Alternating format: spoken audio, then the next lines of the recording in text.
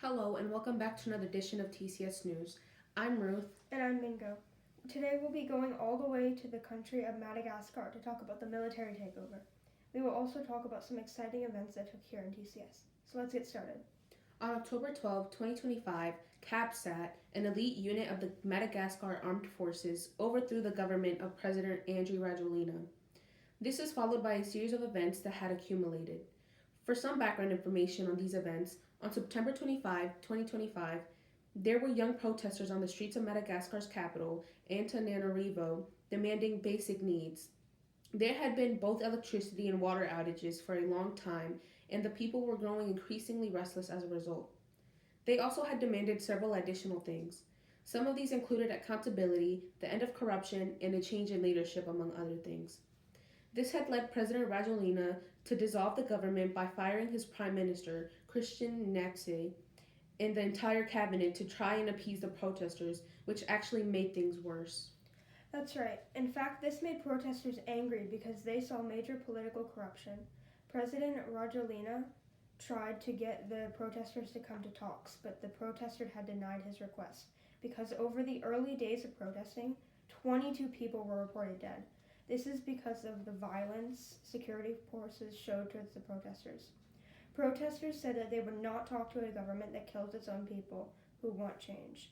Then there was a large group of soldiers that joined groups of protesters in demonstrations. The groups of soldiers led by Colonel Michael Ranjanarina, the commander of the unit.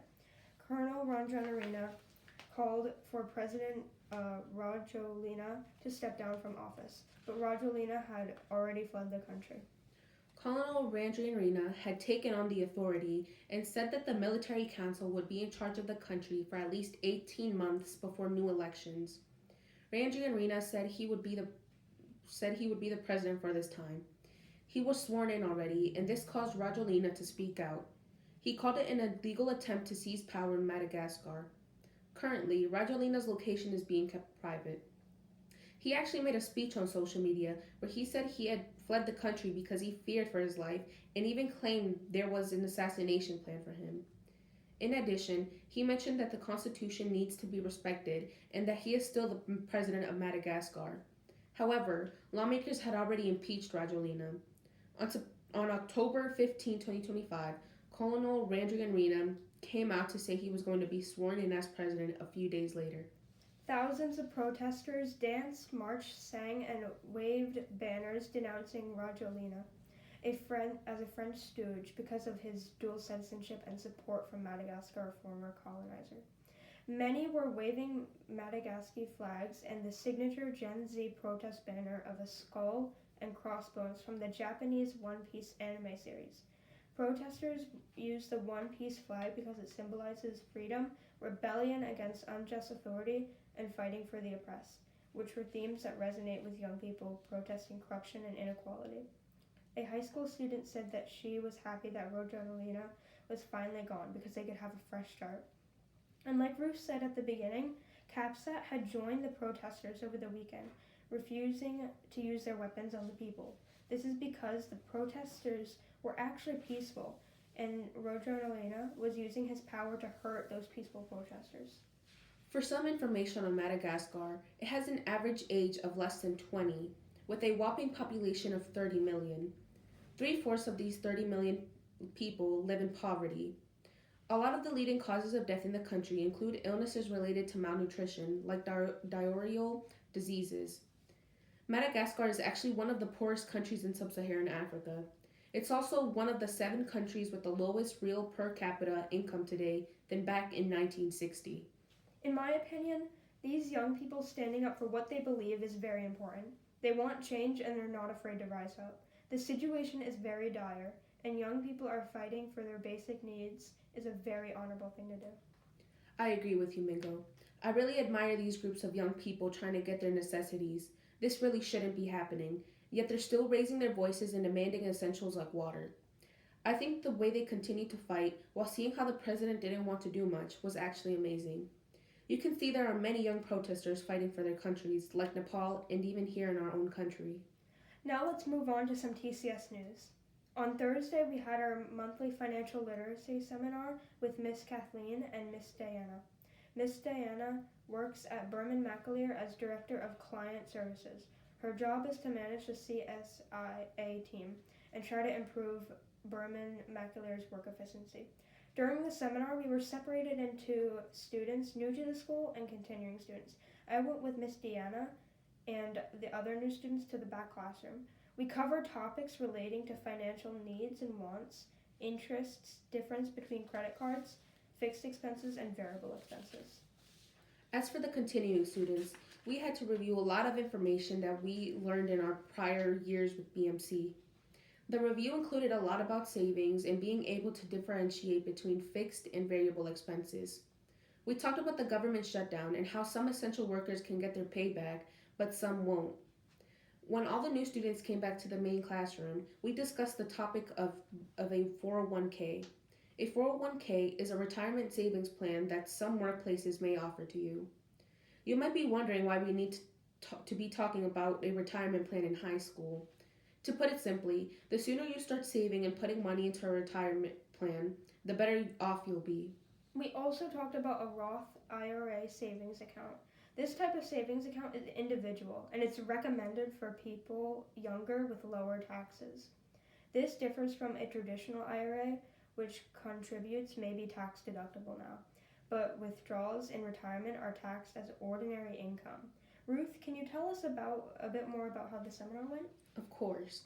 We also discussed the 50-30-20 rule, a type of saving and budgeting plan. First, divide your after-tax income into 3 categories: 50% for needs, 30% for wants, and 20% for savings, and or debt repayment if you have it. However, this is only a suggestion of how you should manage your money. There can be factors that change these numbers. For example, if you have a lot of debt that needs to be repaid quickly, then you can take it from your wants category and add it to your needs. I thought this was a great seminar. Every month we get to learn so much from BMC. They do dedicate so much time for us to learn and be more responsible. Thank you to Berman McAleer, Miss Kathleen, and Miss Deanna for coming in on Thursday to discuss with us. We truly appreciate you all. On Tuesday, we had the honor of welcoming Miss Rahne Alexander for our weekly art seminar. Miss Rahne is an interdisciplinary artist. In other words, she's an artist that does a multitude of arts. This includes being a writer, musician, traditional artist, and way more. She has written for the Baltimore Art and has one published book, along with multiple small pieces of writing in her own works. Her book is more like a memorial called The Hector to Housewife. This is a collection of essays that talk about her journey as a conservative Mormon past to her life as a queer trans feminist artist. Ruth, can you tell me some more about what she does? Miss Rahne is actually a performer. She said that in the 90s, people didn't know much about the LGBTQIA community, so she went on a small tour. She would be up on a stage and people would ask her questions. She would answer as honest and openly as she could to help people understand. This also allowed her to be more confident on stage. When she came to Baltimore, she joined a performance club where they would perform plays around the city. She would then become an organizer for that club. Now, the club still performs, but not as often as they once did. In addition to performing plays, Miss Rahne has also written songs and has been in many music bands. In her early 20s, she would teach herself how to play guitar. Some of the music bands she was in were called the Degenerates and Santa Libreta. Currently, she's in a band called 50-Foot Woman and the Worms. Miss Rahne has also made many videos, of which are still on her YouTube channel. One of her videos is where she made a video of supercuts from scenes that had the quote, "Let's get out of here." She also made a video getting the reactions of people who were getting the news of someone coming out as trans. Miss Rahne explained that she wanted people to see these reactions and to be able to think about them. Additionally, back in 2016, Miss Rahne had the chance to have an exhibition at the Baltimore Museum of Art. It was a room that had a large bed with a projector and a few other stands. The projector and the stands had art made from people who were part of the LGBTQIA community. The bed was put there as well so people could sit there. Normally, when art is in an exhibition, people aren't allowed to touch anything. But Miss Rahne wanted people to but Miss Rain wanted people to be able to touch something, which was what the bed was for. There have also been many influential people who have inspired Miss Rain throughout her life. Some of these people are James Baldwin, Pope Al, Dorothy Parker, and so many more. I thought this was an amazing seminar. I'm glad we were able to have Miss Rain come in and talk to us. I was really surprised about how much she's done in her life and even what she does now. She's a truly talented person. Thank you, Miss Rain, for coming into our art seminar. We hope to see you again sometime. Now, we would like to introduce this week's Spotlight On. Surprise, surprise, it's Miss Susan. If you don't know who Miss Susan is, she is our Young Playwrights teacher. She comes in every Monday to help us make our plays. Miss Susan was born in Nashville, Tennessee, but she and her family had moved to Decatur, Georgia. Her parents were both pastors, so she was a very active member of her church. She even says that one of the things that helped her develop into the person she is now was her church. She also explained that her church had many different people from different backgrounds, which allowed her to learn from them and their perspectives. Her church also focused a lot on activism and social justice and allowed her to help around different communities. Mingo, can you tell us about how Miss Susan got into her love for theater? Of course. As a small child, Miss Susan had gone to see various amounts of plays. However, she said that her real theater story began with her first grade teacher, Miss Miller. When she was younger, she was a shy child, but Miss Miller thought that she would be a good performer for a school play because Miss Susan was good at reading and enunciating words. Her parents had worried for her because they thought that she would be afraid on stage, but Miss Susan was able to easily memorize all her lines, and when it came time to act, she said that she was able to loudly and clearly speak her words. This is when her mom said that she, in fact, inherited her father's preacher voice. Since then, Miss Susan has been into theatrical arts. She's went through both middle school and high school doing theatrical activities. She continues to train and major in creative writing and minored in theater at Macalester College in St. Paul, Minnesota. After college, she went on to make theater arts with other people. While doing that, she found a graduate program that would allow her to be a multidisciplinary theater artist, which would allow her to focus on multiple things. During this time, she began to direct and would play the main roles in plays. Miss Susan exclaimed that she had been lucky enough to be able to do what she wants. This has allowed her to work in places all over the country. She has worked in an art center for artists with developmental disabilities in Albuquerque, New Mexico. Other places she has gone to are New York and even countries like Hungary, Russia, Bulgaria, Romania, among countless others. Here in Baltimore, she helped with the founding of a company called Submersive Productions, where they are now celebrating their 10th anniversary. As of right now, Miss Susan is currently working different jobs that include teaching college students, directing plays, and writing theater. 15 years ago, Miss Susan moved to Baltimore City after graduating with a Master's of Fine Art from Towson. She chose to stay here because she liked that she can keep growing as a person here. She also says that she loves being a teaching artist at Center Stage because it allows her to get to know the city. She has gone to multiple places in the city to teach. When it came to Young Playwrights, she said there were two major reasons why she chose to do it. The first is that she was and continues to be amazed by the creativity and talent of Baltimore students. She continues to be honored. She feels honored to be able to work with students like these.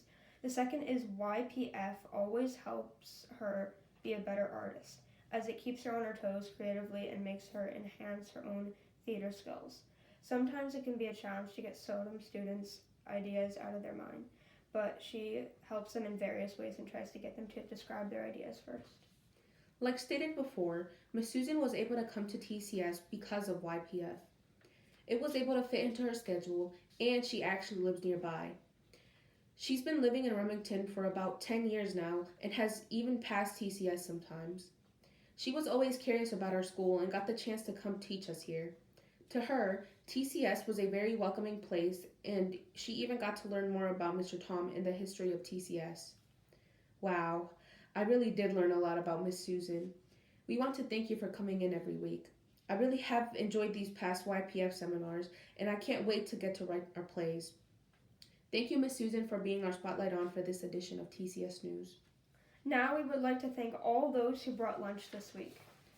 Thank you so much, Miss Linda, Ethan's sponsor, for the delicious pasta and cookies on Wednesday. It was truly an amazing lunch. Thank you, Berman McAleer and Miss Kathleen, for providing the Chick-fil-A lunch on Thursday. We really appreciate the time you take out of your day to come teach us. Thank you, Miss Charlotte, Riley's mom and sponsor, for the delectable shrimp Alfredo pasta on Friday. It was a great meal to end the week off. Thank you, Miss Shakira, Corey's mom and sponsor, for the wonderful fried chicken and salad on Monday.